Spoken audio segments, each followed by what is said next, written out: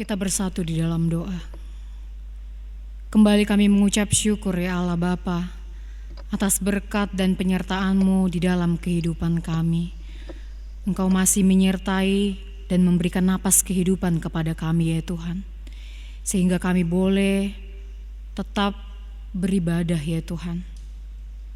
Sejenak ya Tuhan kami akan mendengarkan firman-Mu.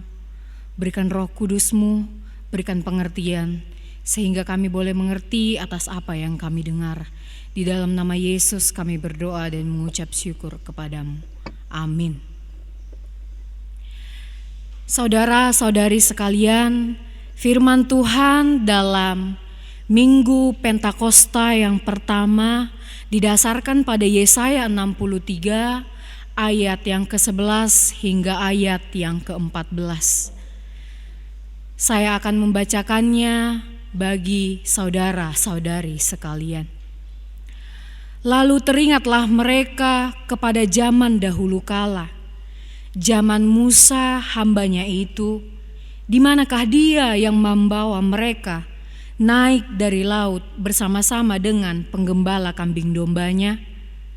Di manakah dia yang menaruh Roh Kudusnya dalam hati mereka, yang dengan tangannya yang agung menyertai Musa di sebelah kanan, yang membelah air di depan mereka untuk membuat nama abadi baginya, yang menuntun mereka melintasi samudra raya seperti kuda melintasi padang gurun. Mereka tidak pernah tersandung, seperti ternak yang turun ke dalam lembah. Roh Tuhan membawa mereka ke tempat perhentian. Demikianlah engkau memimpin umat-Mu untuk membuat namanya yang agung bagimu. Demikianlah pembacaan firman Tuhan. Bapak, Ibu, serta saudara-saudari sekalian, di dalam Kristus Yesus bermacam-macam dan beragam cara Allah untuk menuntun umat-Nya. Allah menuntun umat-Nya dapat melalui firman-Nya, dapat melalui sukacita yang bisa kita rasakan, sehingga kita boleh semakin mengucap syukur dan memuji memuliakan nama Tuhan. Dapat juga tuntunan Allah kita rasakan melalui hukuman, agar manusia atau umat-Nya sadar akan dosanya, dan melalui berbagai cara yang lain. Karena itu, saudara-saudari sekalian, seperti apapun cara Allah dalam menuntun dan membimbing kita dalam hidup kita, dalam keluarga kita, dalam perjalanan lika-liku kehidupan kita, kita harus senantiasa mengucap syukur dan memuji Tuhan.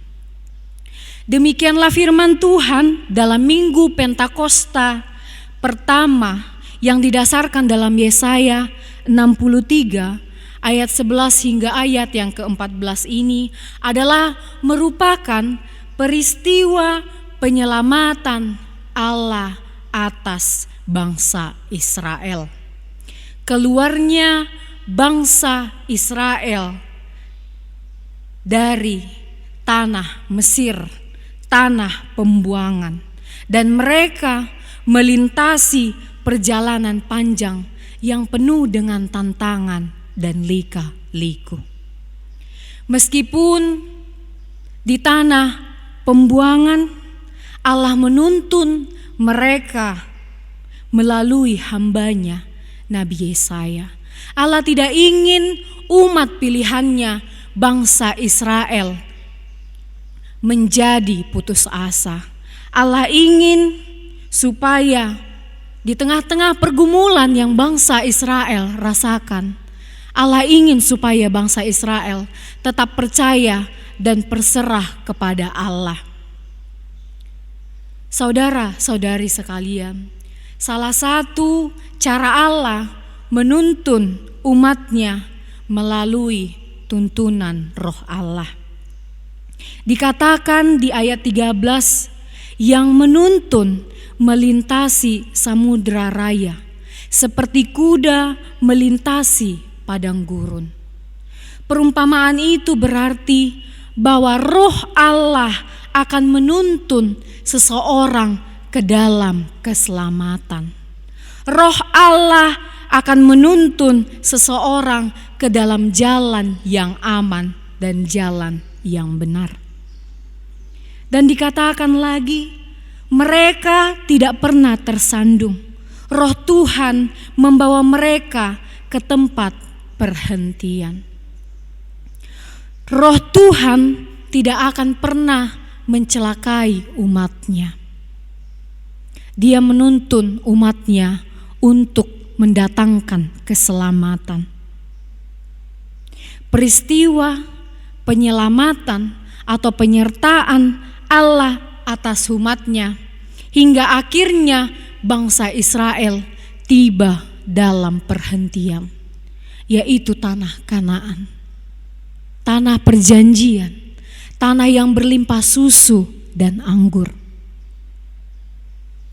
Untuk itu, Bapak, Ibu, serta saudara-saudari sekalian, apa yang mau kita lihat dalam nats firman Tuhan yang menyapa kita di Minggu Pentakosta yang pertama ini, penyertaan Tuhan akan memberikan keselamatan bagi orang-orang yang percaya kepadanya.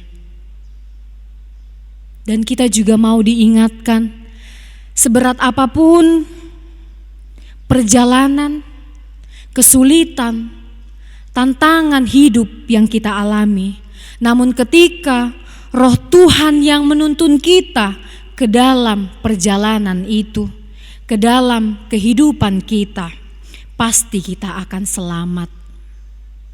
Sama seperti ternak yang turun ke lembah, demikianlah kita umat pilihannya. Allah akan menuntun kita. Allah akan menggembalakan kita. Allah tidak akan membiarkan kita. Dia akan memberikan kelegaan kepada kita. Dan Allah akan senantiasa memimpin dan menjaga kita. Demikianlah firman Tuhan. Tuhan Yesus memberkati. Amin, kita berdoa. Terpujilah Engkau Allah, pemilik kehidupan. Kami telah mendengarkan firman-Mu ya Tuhan. Biarlah firman-Mu yang kami dengar boleh kami aplikasikan di dalam kehidupan kami. Boleh kami terapkan ya Tuhan.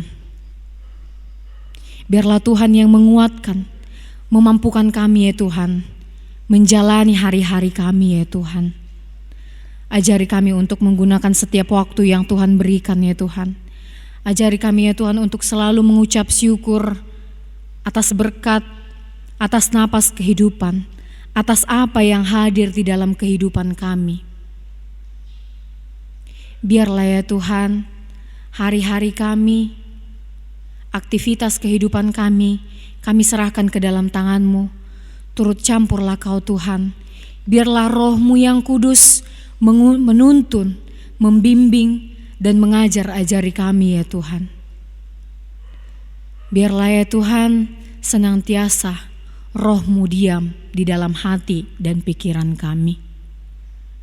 Di dalam nama Yesus kami berdoa dan mengucap syukur kepada-Mu.